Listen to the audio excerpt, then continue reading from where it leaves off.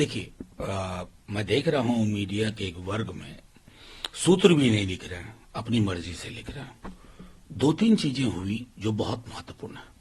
लगभग कमोबेश सबों ने माना कि 3 हफ्ते के अंदर, 3 हफ्ते, ये 24 दिन कर लीजिए, 25 दिन कर लीजिए, सीट शेयरिंग, मास कॉन्टैक्ट प्रोग्राम पर बात हो और ये सारी चीजें तय होगी कि मीटिंग यहां करना हो, वहां करना है, यहां करना है, वहां करना है। बाकी डिटेल आपको कहां एक्चुअली हो गई पहली और कहां दूसरी, वो सब तय हो जाएगी।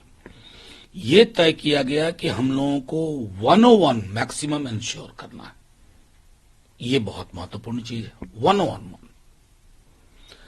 तीसरी चीज ये तय किया गया, जो खास तौर पर तेजस्वी जी ने भी एम्फेसाइज किया, कि हमें मोदी जी मुद्दा विहीन राजनीति करते हैं। हमें 5 वैसे मुद्दे देने हैं जो इन्होंने इंफैटिकली उन्होंने कहा, जो लोगों को लगे कि ये मेरे मुद्दे हैं, चाहे रोजगार का मुद्दा हो, पेंशन का मुद्दा हो, रोजमर्रा की जिंदगी का मुद्दा हो, बच्चों के भविष्य का मुद्दा हो, बेहतर स्वास्थ्य का मुद्दा हो, इस तरह के मुद्दों का चयन कर। ये मैं समझता हूं उपलब्धि इस मीटिंग की रही कि मुद्दों पर बातचीत हो, मास कॉन्टैक्ट प्रोग्राम हो, seat sharing with in 3 weeks at a state level should be ensured. ये तय कर लेना चाहिए। मैं समझता हूं उसके बाद जो कुछ आप मीडिया में देख रहे हैं, मैं माफी के साथ कहता हूं, मेरा मन करता है उनके पांव पकड़ लूं। भूत आता है क्या? प्रेत आके आपको कुछ बताता है कि नीतीश जी नाराज हो गए, लालू जी नाराज हो गए? कोई नाराज नहीं हुआ। नीतीश जी प्रणेता हैं, शुरुआत उन्होंने ही की थी, और लालू जी एक अभिभावक की भूमिका में आज भी उन्होंने निर्देश दिया कि देखो वक्त थोड़ा ज्यादा बीत गया, अब सब कुछ टाइम बाउंड पीरियोडिकली ये तय करना होगा। दूसरा सर यह है कि जो रेजोल्यूशन आया उसमें सीधे वीवीपैट की बात करूंगा, इलेक्शन कमीशन तक जाने की बात है, इस पर सर्वसम्मति मीटिंग में बैठी सभी पार्टियों की थी। देखिए, रेजोल्यूशन क्या होता है, एक होता है मेजर नैरेटिव जो 24 के चुनाव को लेकर के, जो मैंने आपको अभी बताया। दूसरा था कभी सांसदों का निलंबन हुआ है, तकरीबन 150 सांसद। राज्यसभा में तो सुना है कि आज कई सांसद चाहते कि निलंबित कर दिए जाए, वो नहीं किए गए। पता नहीं सरकार क्या सोच रही थी कि इतना काफी हो गया, अब ज्यादा थुथू होगी। दूसरा था ईवीएम को लेकर के सर्वसम्मति थी कि हम इलेक्शन कमीशन को जाके कहेंगे 100% VVPAT counting, VVPAT counting 100% secure करने में, इंश्योर करने में कोई दिक्कत नहीं है। क्यों? मतलब इलेक्शन कमीशन को या सरकार को इससे परेशानी क्यों होनी चाहिए? और अगर 100% वीवीपैट, जो कि एक बार वोटर देख करके एक अलग बॉक्स में डाल दे जो वही हो, मैं समझता हूं कि जो भी मन में शंकाएं हैं लोगों की, वो खत्म हो जाएंगी। क्या मैं ये मान सकता हूं इस मीटिंग की सबसे बड़ी उपलब्धि ये है, क्योंकि ईवीएम को लेकर इंडिया अलायंस के पार्टी लीडर का ही अलग अलग बयान होता था, इस बार ये सर्वसम्मति सहमति से बनी कि वीवीपैट 100% अनिवार्य हो, हर मतदाता को वीवीपैट मिले, इसको लेकर आप लोग जाएंगे। सबसे बड़ी उपलब्धि अगर कहना चाहेंगे आप, हालांकि मैं नहीं मानता हूं कि इतनी बड़ी मीटिंग में जहां इतने दलों के बड़े बड़े नेता हों, सबसे बड़ी उपलब्धि का कोई आकलन किया जाए। सबसे बड़ी उपलब्धि थी ये तय करना कि हम 101 मैक्सिमाइज करेंगे, नंबर 1। नंबर 2, हम मुद्दों को से मोदी जी को घेरेंगे। मोदी जी के पास मुद्दे नहीं है, वो मंदिर मस्जिद के साइज पे देश के चुनाव नहीं होने चाहिए। तीसरी चीज कि इलेक्शन के लिए सबसे बड़ा इंस्ट्रूमेंट है ईवीएम, उसमें वीवीपैट काउंटिंग की मांग करना सर्वसम्मति से, मैं समझता हूं ये उतना ही महत्वपूर्ण है जितने बाकी मुद्दे। सर्वसम्मति था ना, कंसेंसस? बिल्कुल बिल्कुल सर्वसम्मति। ठीक है। अब सर सवाल ये उठता है कि ममता साहब उस प्रस्ताव का समर्थन किए कि मल्लिकार्जुन खड़गे साहब कन्वीनर भी हो और पीएम के चेहरे के तौर पर भी इंडिया अलायंस की तरफ से रहे। इन दोनों पार्टी के अलावे और किन नेताओं और पार्टियों की सहमति? देखिए, आपको इससे पहले ये जानना जरूरी है, ममता जी ने कहा केजरीवाल साहब ने सपोर्ट किया, लेकिन खड़गे साहब ने क्या कहा, वो अगर आप सुनेंगे ना रोंगटे खड़े हो जाएंगे। डिनाई किया? नहीं, ऐसे डिनाई नहीं किया।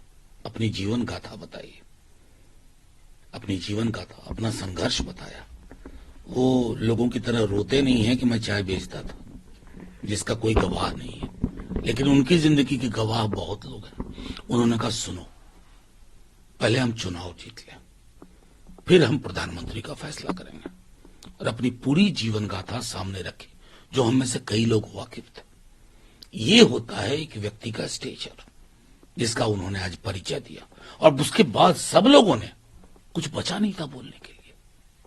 खड़गे जी की बात मानी। लेकिन अक्सर चेहरे के मसले पर भाजपा आप लोगों को घेरती है। कम से कम चेहरे की बात तो हुई। ये तो और उदारवादी बात है कि जिनकी बात हुई वो इनकार करते हैं, कहते हैं नहीं, जीतेंगे फिर बनेंगे। नहीं, चेहरे की बात बीजेपी जब करती है ना, तो मुझे लगता है कि लोकतंत्र को खत्म करने के लिए वो कुछ भी कर सकती है। हमारी कॉन्स्टिट्यूशन की किताब में कहीं भी हमारा ये व्यक्ति केंद्रित नहीं है। आप पढ़िए प्रधानमंत्री के चयन का।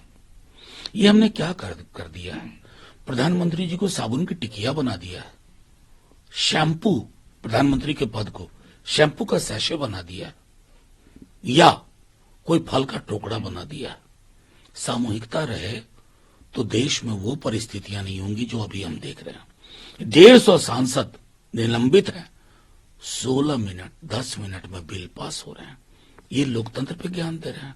इनको शर्म आनी चाहिए, डूब मरना चाहिए। राजनीति के इस यथार्थ से आप इनकार नहीं कर, जो आप लोग धार्मिक ध्रुवीकरण की बात करते हैं मतदाताओं के बीच, राम मंदिर का मुद्दा है। लालू जी ने इस मुद्दे को मीटिंग में उठाया कि राम मंदिर का जो मुद्दा है या जो धार्मिक ध्रुवीकरण का मुद्दा है, इस पर भी इंडिया अलायंस के लोग साथी मिलकर हम तय करेंगे कि कैसे भाजपा को काउंटर करना है। ये आपको किसने कहा?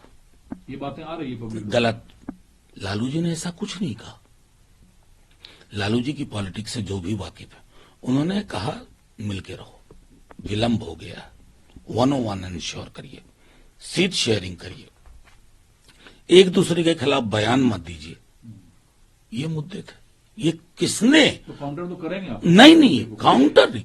देखिए, हम तो सिर्फ ये, जब ये राम मंदिर की बात करेंगे ना, हमको इनको मर्यादा पुरुषोत्तम की तस्वीर दिखाएंगे, गांधी के राम की बात करेंगे, ये वहीं पिट जाएंगे। मेरे राम, मेरे अंदर के राम पॉलिटिकल इंस्ट्रूमेंट नहीं है। हम अपने भगवान को राजनीतिक उपकरण नहीं बनने देंगे। और आपको एश्योर करते हैं कि हमारी जो राम कथा होगी ना, वो गांधी वाली होगी, जिसमें गोडसे के लिए कोई जगह नहीं है। लेकिन जो बात लालू जी ने कहा कि हर लोग अलग अलग तरीके का बयान ना दें, बयान जब आता है तमिलनाडु से मुख्यमंत्री के बेटे साहब ने, उससे राजनीतिक तौर पर नुकसान देखने को मिलता है, तो उस लीकेज को तो बंद करना नहीं। वो सब, उन तमाम चीजों पे बात हुई है, आज ये तय हुआ है। लेकिन जिस संदर्भ में उन्होंने कहा था, उन्होंने कास्ट हिरार्की की बात की थी, ऊंच नीच की बात की थी, जातिगत उत्पीड़न की बात की थी। इसको क्यों बीजेपी के लोग दबा रहे हैं? उनको हर विश्वविद्यालय में रोहित वेमुला चाहिए क्या, जो पंखे से लटक के जान दे दे? ये होती है व्यवस्था। हम इस व्यवस्था को एक्सपोज करेंगे। बिहार अग्रणी राज्य है। खबर ये भी आ रही है कि रैली महात्मा गांधी से जुड़ा जो तारीख है 30 तारीख, वो हिंदुस्तान के एक लोगों के जहन में है। उस दिन पटना के गांधी मैदान में इंडिया अलायंस की पहली रैली। नहीं, महात्मा गांधी की जिंदगी से नहीं है वो आरएसएस की जिंदगी से भी जुड़ा हुआ है। क्योंकि गांधी की हत्या जिसने की थी ना, उसका किस संगठन से संबंध था? बहुत क्लोज, इंटीमेट। रैली करेंगे? नहीं, रैली करेंगे। ये भी कहेंगे कि गांधी के हत्यारे आज देखिए सत्ता शिखर पे कहां तक पहुंच गए। गोडसे को देशभक्त बताने वाला भोपाल की सांसद है। ये सब बातें होंगी। तो रैली होगी 30 को पटना में। बिहार काफी चर्चा चल रही है। मैं समझता हूं 2-1 दिन में क्लैरिटी हो जाए। अच्छा, एक चीज और है कि ऑलमोस्ट अब इस तरह सीधे आप लोग अब चुनाव में उतरेंगे। सीट शेयरिंग को लेकर बहुत अच्छी डेवलपमेंट हुई है। इस तरह की मीटिंग नहीं होगी। कोऑर्डिनेशन जो कमेटी कांग्रेस ने बनाई है, जो अलग अलग और रीजनल पार्टियों की कमेटी होगी, आपस में बातचीत कर स्टेट लेवल से सीट शेयरिंग फार्मूले पर बात करके जल्दी आप लोग सॉर्ट आउट करेंगे। आपकी दोनों बातों में से एक बात सही है, जो कह रहे हैं कि सीट शेयरिंग स्टेट लेवल, लेकिन हम मिलेंगे नहीं। ये किसने कहा? ये तो मैं पूछ रहा हूं। नहीं, मिलेंगे भी और सीट शेयरिंग के लिए भी बातें होंगी। जल्दी हो जाएगी सब कुछ। अब तो फास्ट ट्रैक पे है सब चीजें। एक सवाल सर और है। एक प्रमुख पार्टी के बसपा आती है इसमें, तो मैं आउट हूं, वो अखिलेश यादव थे। उन्होंने अपनी बात रखी। राम गोपाल जी ने कहा था, उन्होंने अपनी बात रखी। अब ये सारी चीजें कमेटी के अंदर हैं, नेताओं के बीच में हैं कि लोगों का इंक्लिनेशन देखें, पॉलिटिकल पार्टीज का इंक्लिनेशन देखें, फिर उस पर फैसला करें। तो उनकी बात सुनी और बिल्कुल समझी सुनी, जाएगी, बसपा को बिल्कुल लेना है ये। सुनी गई, समझी गई, और उस पर बाकायदा खड़गे साहब ने कहा कि रूमर पर हम लोगों को तवज्जो नहीं देना चाहिए। एक सवाल सर और है, चूंकि जो बंगाल को लेकर आता है बात टीएमसी के साथ होगी या लेफ्ट के साथ होगी, वहां सभी दल मौजूद थे।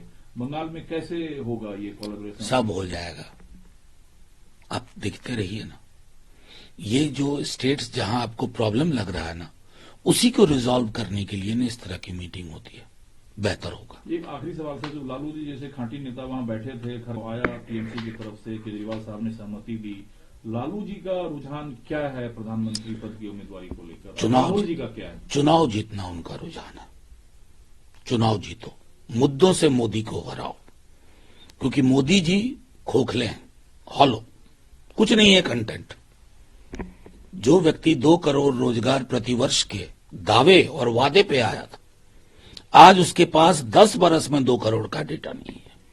इसको एक्सपोज करना, यही आपने जो 5 मुद्दा कहा, जनता से जुड़े मुद्दे हो जो सीधे जनता को लगे हमारा मुद्दा है, वो राहुल जी का प्रपोजल था या लालू जी का? ये तेजस्वी जी का मुद्दा था। क्या 5 मुद्दे होंगे वो? रोजगार। आप जिस माइक से मुझसे ये सवाल पूछ रहे हैं, ये माइक और लोगों तक पहुंचे। ये कैमरामैन जो मुझको रिकॉर्ड कर रहे हैं, उसमें और लोगों की भर्तियां हों। सार्वजनिक संपत्तियों को बेचा ना जाए, रोजगार पर जुमलेबाजी न की जाए, हर क्षेत्र में रोजगार सुनिश्चित हो, सेना में अग्निवीर टाइप चीजें ना हो, जो हो एक लॉन्ग टर्म लोगों को मौका मिले, स्वास्थ्य हो, गृह विभाग हो या कोई महकमा हो, वहां पीरियोडिकली तय हो कि इतने वर्षों में, इतने महीनों में इतने रोजगार। ये मुद्दे हैं। ओल्ड पेंशन स्कीम एक ये मुद्दा। हाँ, आखिरी बार जाते जाते सर ये बताइए कि राहुल जी और सोनिया जी ने क्या कहा मीटिंग में? मैं समझता हूं राहुल जी ने समन्वय की बात की और ये कहा कि हम मिलकर लड़ेंगे। हम अलग अलग दल हैं, लेकिन चूंकि हम एक इस अलायंस के साथ हैं, तो हम एक सामूहिक विकल्प देंगे जो संशय से ऊपर होगा। आप जिस कॉन्फिडेंस से कह रहे हैं कि सीट शेयरिंग फॉर्मूले पर सारा झंझट ही खत्म हो चुका है, आप लोग फेल हो जाएंगे, गठबंधन फेल हो जाएगा, आप कह रहे हैं कि ये किसको लगता है? बीजेपी वालों को लगता होगा, आपको नहीं लगना चाहिए।